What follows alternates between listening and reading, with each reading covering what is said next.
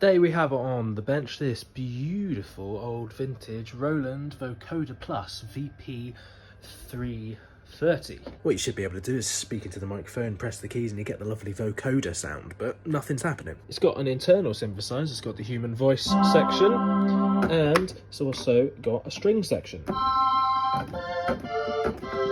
So they're working, and what the magic of the vocoder does is it splits that into a set of fixed frequency banks, and then depending on your voice, it analyzes that. Depending on which frequencies your voice has got, it turns up and down the frequencies within the carrier. And that's how you simulate the kind of formant shifts and frequency doodads and embouchure of a human voice with a synthesizer. So I've set up my oscilloscope and we could take a look under the hood. This card here contains the analysis detection filter banks that analyze your voice, and then another set of filter banks over here that split those voices that we're listening to, the strings and that, into different frequencies. Since there's multiple filter banks, it's unlikely that all of those have all failed. So there's going to be a common point of failure on an input or an output to those sections. And I can see with my probe on R10 that when I press a key, the carrier signal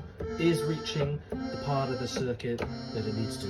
But when I probe the other side of it, there is no signal. So unlikely going to be a fault with all of those voltage controlled amplifiers, so it's going to be the CV signal that's coming in to tell those voltage controlled amplifiers to go up and down that is not coming, which leads us to look at the detector circuit. And I'm feeding an oscillator from my Eurorack setup here into the mic input, just because I don't want to have to speak into it all the time and it's easier to see what's going on. So if I put the probe on one of these resistors, which is the inputs to all of the fixed frequency banks, I'm not seeing nothing. I should be seeing an oscillator. So it's further back in the circuit, and if we look at the schematics, there is a little compressor circuit just before it splits off into all of these detector circuits. So I'm thinking this could be the common failure point. And sure enough, this IC here is the first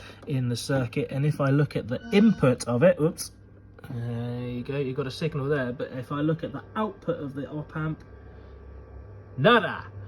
So I'm thinking it's this failed op amp, and in my experience it is often these old op amps that go boom boom. Moment of truth, let's power it on. Hey, hey, hey, hey. It's fucking rocking. Oh yeah.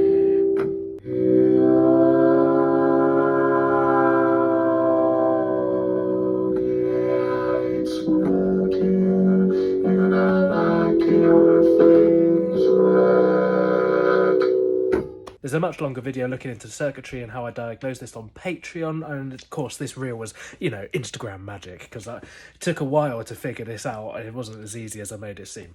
But you can go check out the full video on Patreon, and there's also a sale on the Hack Shop until September 1st, 15% off. So go to my stories and you'll find a link to look at all the synthesizers that I make.